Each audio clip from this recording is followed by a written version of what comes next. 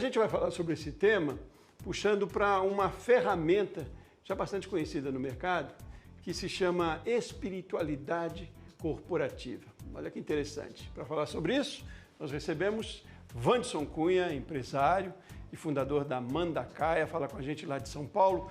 Um tema, eu diria, delicado e pertinente ao mesmo tempo. Eu queria conhecer um pouquinho mais da sua trajetória. Eu sou um pernambucano, do sertão pernambucano, uma cidade do interior do Pernambuco, chamada Bodocó. Eu sou formado em Física pela Universidade de Brasília e lá eu comecei a minha carreira no mundo corporativo, minha jornada no mundo corporativo aos 17 anos. Né? Por volta de 2018, eu vivi aí um momento que tenho certeza muitas pessoas vão se identificar também.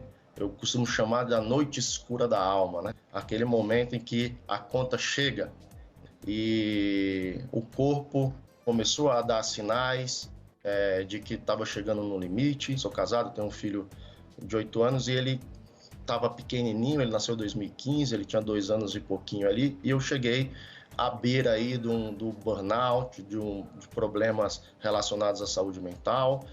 Mas esses problemas, para mim, foram uma grande oportunidade, porque eles me abriram na minha mente, na minha consciência, aquelas perguntas existenciais, do tipo, o que eu vim fazer aqui? Por que eu faço tudo isso que eu faço? Porque eu acordo todos os dias, trabalho até tarde, finais de semana, porque eu estou abdicando tanto da minha vida? Por quê? É para um carro melhor no fim do ano, é para um apartamento maior, é para tirar férias cada vez mais longe. Então, essas perguntas existenciais começaram a me atormentar. Então, ao longo dos anos, eu comecei a sentir uma necessidade muito grande de levar isso para os meus colaboradores, as pessoas que estavam sob minha liderança, essa perspectiva, essa possibilidade de desenvolver essa dimensão humana também. Porque eu entendo que somos seres integrais.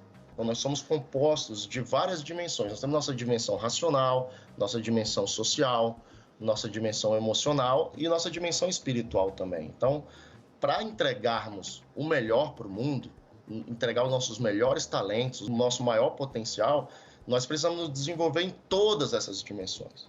E a dimensão espiritual também. Já existem muitos líderes que já entenderam, que já perceberam essa necessidade e têm dificuldade de encontrar alguém para executar isso dentro da empresa. Mas como que eu levo isso para os meus colaboradores? Como que eu permito que isso aconteça sem chocar com crenças, né? Com vieses religiosos, que isso é muito importante, que possa acolher a todos. São jornadas vivenciais, são experiências. E essas experiências visam conexão com nós mesmos, com os outros, né? Enquanto outros seres humanos ali, formando um time, uma empresa, e também com a conexão com esse propósito maior. Com isso, que é maior do que nós mesmos, algo que a gente não consegue nominar nem definir, ou muitas vezes tentamos de maneira incompleta. Então, é dessa forma que funciona os nossos workshops, né? Então, a gente cria não só workshops, mas programas. Então, a gente se reúne com esses líderes, com esses colaboradores, para entender a empresa, a cultura, o momento, qual que é o tipo de negócio, o que elas entregam para o mundo, e a partir daí a gente cria esses programas personalizados. Como é que se dá a mensuração, então, de um investimento na espiritualidade corporativa numa empresa? Por que eu, empresário, devo investir nisso se é que eu penso no bolso ou no caixa no final das contas? O grande ponto é definir quais são os indicadores. Então, nesse diagnóstico que a gente faz com a empresa, a gente começa a entender qual que é a situação atual ali da empresa, para que a gente possa medir no momento uma série de número de indicadores, e é uma variedade imensa de indicadores, e isso precisa ser medido antes, durante e após os programas de desenvolvimento de inteligência espiritual. Da mesma forma que se faz com as outras inteligências. Por exemplo, inteligência racional. A empresa aplica ali treinamentos técnicos, formações e tudo mais, ou inteligência emocional também, né? Que seria o treinamento das soft skills, por exemplo, para melhorar o relacionamento entre as pessoas. Também a inteligência espiritual, né, ela também é um conjunto de habilidades que pode ser medida. Normalmente por questionários, entrevistas, né, que vão ser compiladas, pesquisa de clima organizacional também, e também a avaliação posterior dos workshops. Então, tudo isso gera uma série de dados que podem ser compilados e medidos ao longo do tempo. Porque não é um workshop que vai resolver o problema da empresa também. É um processo contínuo que deve acontecer. Como é que eu mudo na vida que eu levo e não estou feliz e não estou sendo produtivo para uma outra mudança assim? Como é que se dá essa transição, tendo você aí como exemplo? Boa pergunta. Claro que não existe uma fórmula, né? Então, no meu caso especificamente, essa mudança foi um pouco conflituosa, porque eu, pouco a pouco, fui fazendo ruir muitas crenças e conceitos que eu tinha. Então, muitas vezes, largar uma crença é um pouco dolorido, porque a gente se apega bastante a elas, né? A gente gosta bastante das nossas crenças, das nossas certezas. Então, foi aí, do ponto de vista cognitivo, aí, mental, um tapa na cara atrás do outro. Mas também foi muito encantador, à medida que eu fui ficando mais leve e os resultados foram aparecendo com menos esforço, porque tem muito a ver com a percepção da realidade. Então depende muito de como nós encaramos a realidade. A realidade está posta, ela é o que é, mas como nós encaramos?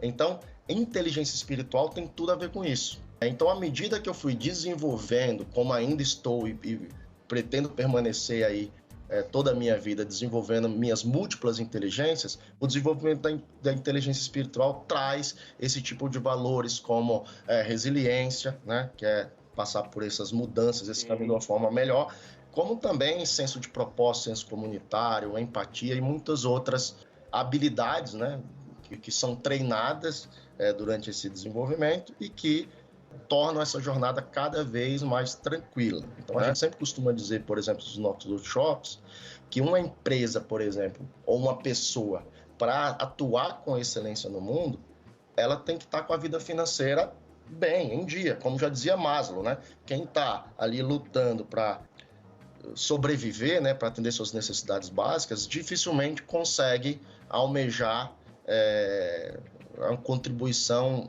falar de realização, né? Que é do que a gente fala, né? Muito de felicidade, fala mais de realização profissional, pessoal, realização como ser humano. Trazendo para dentro das empresas, quando a empresa percebe que pode ser mais produtiva e pode ser mais legal trabalhar naquela empresa, pode ser mais orgânico o trabalho ali, com a liberdade que se tem, mesmo com o compromisso que se precisa ter. O momento para começar é agora.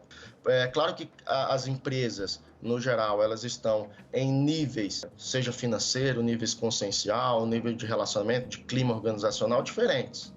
Mas em todos esses níveis, a espiritualidade corporativa, que nada mais é do que a consciência que a empresa toma, do que os funcionários têm necessidades emocionais e espirituais, além das físicas e materiais que você citou aí. Então, muitas vezes, você vê, durante a pandemia, a gente teve um número recorde no mundo de pessoas pedindo demissão, altos executivos. Então, quanto maior o cargo dentro das empresas, foi onde o número de pedidos de demissão espontâneos, principalmente nos Estados Unidos, aconteceram.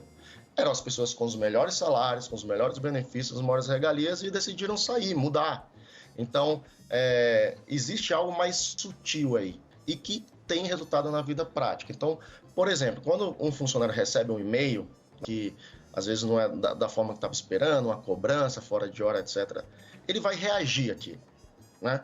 Então, vai um e-mail mal criado, vai uma ligação, vai uma postura inadequada na reunião, mas isso, na nossa visão, é inteligência espiritual mal desenvolvida, porque a partir do momento que você se percebe primeiramente como ser humano, e aí sim você está habilitado a perceber o outro como ser humano, né, e ter essa consciência, estar atento a isso, as relações começam a mudar. Né? Então, por exemplo, a gente tem um outro problema que a gente está vivendo, eu não estou nem falando das questões de saúde mental ainda, mas que são as várias gerações trabalhando juntas, né?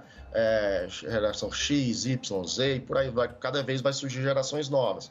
Como que elas trabalham juntas? Qual que é a cola que faz elas trabalharem juntas de uma maneira harmônica, né? E na nossa visão, a cola é o propósito, que você bem colocou, né? Então, na minha visão, nós vivemos hoje uma crise de propósito, né? Então, antigamente, todo mundo nasceu, pai era marceneiro, você é marceneiro, não tinha que pensar, né? Há 300 anos atrás. Então você já tinha ali sua vida muito bem definida. Hoje não, a gente pode ser o que a gente quiser. E isso gerou uma desconexão com esse propósito. Muitas vezes as pessoas trabalham numa empresa, sei lá, que fabrica um componente elétrico e ela nem sabe o que essa empresa está entregando para o mundo. Qual o objetivo disso? Que efeito aquilo traz? Então, trabalhar propósito, significado, é imperativo que se comece já, agora.